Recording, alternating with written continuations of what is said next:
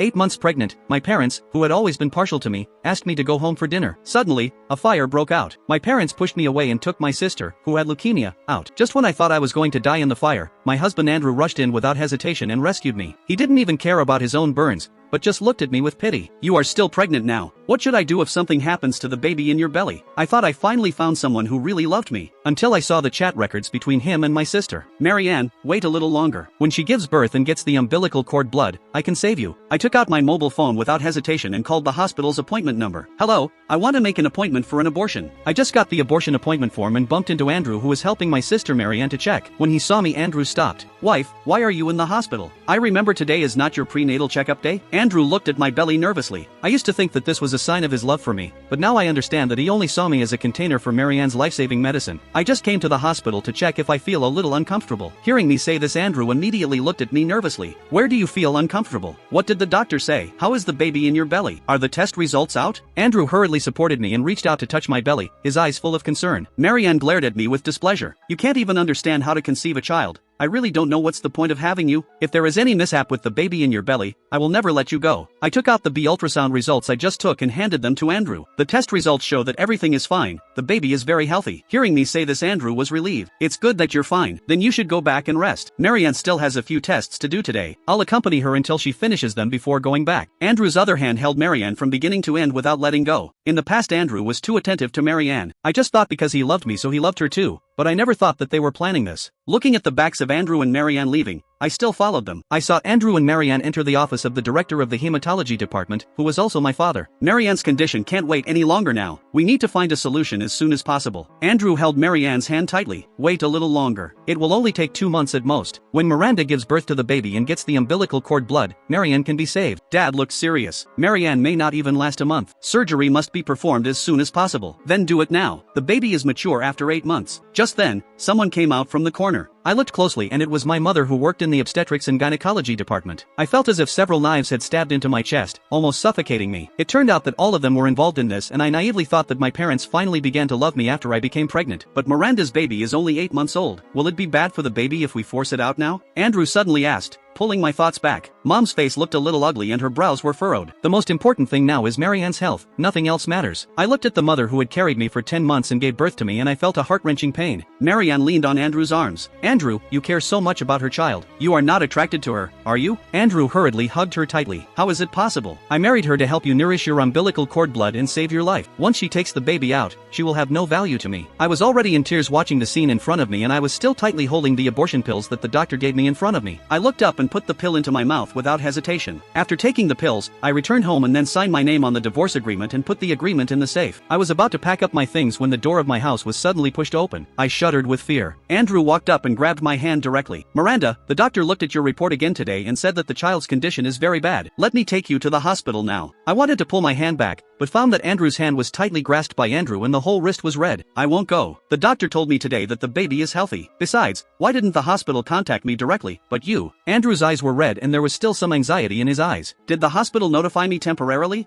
Or did my mother-in-law ask me to do it? Even if you don't believe me, you should believe your mother, right?" Just then, my parents came in from the door and my mother had a cold face. "It's not your fault that you are not careful enough, which led to the miscarriage. You go to the hospital with us now." Dad also echoed on the side. "Your mother is an obstetrician and gynecologist. Don't you still believe what your mother said?" I grabbed the door handle of the bedroom with my other hand. "I won't go. It's already late today. It's the same if I go tomorrow. Besides, I feel good now and don't have any discomfort." My mother glared at me fiercely and walked up to twist my fingers. "Just go if I tell you to. Why are you talking so much nonsense? I'm your mother. Would I harm you? Since I was born, they threw me to the countryside to live with my grandparents. It wasn't until they all died and the village committee called that they reluctantly took me to their side. I've always wanted to ask them why they didn't love me, since I was their biological daughters." I almost used up all my strength, but my mother couldn't pry my fingers apart. Suddenly my mother slapped me hard on the face. "You'd better go to the hospital with me right now. If you delay the treatment of Marianne, I won't let you go." Half of my face became red and swollen instantly and I smiled bitterly. Finally, the true face is revealed. My mother didn't think so. "I don't know what you are talking about. I only know that your body is not suitable for continuing the pregnancy now and Marianne just needs umbilical cord blood to save her life." Seeing that I still refused to let go, my father also came forward to help. "Miranda, you used to be the most sensible. Now your sister needs you. Just do your parents a favor, okay?" Dad tried to play the family card and I spit at his feet. "Stop pretending. Marianne's life isn't mine. Forced cesarean section at 8 months. There may be danger at any time." Seeing that I was not convinced, Dad slapped me in the face. "Evil thing, that's your sister. What's wrong with sacrificing a child to save your sister? It's not like you can't get pregnant in the future. Andrew didn't pretend anymore and directly grabbed my neck. Miranda, Marianne suddenly fainted this afternoon and now she's waiting for your umbilical cord blood to save her life. You have to go today. Andrew, I'm pregnant with your child. But Andrew was dismissive. It's my seed's honor and mission to save Marianne, otherwise you don't deserve to have my child? I looked at Andrew's cold eyes, as if I fell into an abyss. Mom and Dad, don't talk nonsense with her. Marianne can't wait any longer. Let's tie her up and take her to the hospital. As he said that, Andrew found a rope and tied my hands with the cooperation of my parents. Hurry up and leave. If you delay Marianne's treatment, I want you to be in trouble. My mother pushed me forward and I hooked my feet on the doorframe and refused to leave the house. Andrew kicked my feet hard. Miranda, if Marianne can't be treated in time, I will definitely make you pay with your life. Andrew almost used up all his strength and I knelt on the ground hard. I was in so much pain that tears were about to come out and my stomach was also cramping. Be careful of the baby in her belly. Just hit her face. Don't hurt the baby in her belly. Mom looked at Andrew with some dissatisfaction. Andrew nodded repeatedly and then helped me up with my dad like a little chicken and dragged me forward. As soon as the elevator door opened, a tall man walked out. I knew him. He was Officer Burton, who lived next door to us. He had helped me catch a thief before. I felt like I saw a savior and my eyes lit up. Help! Just as I opened my mouth to ask for help,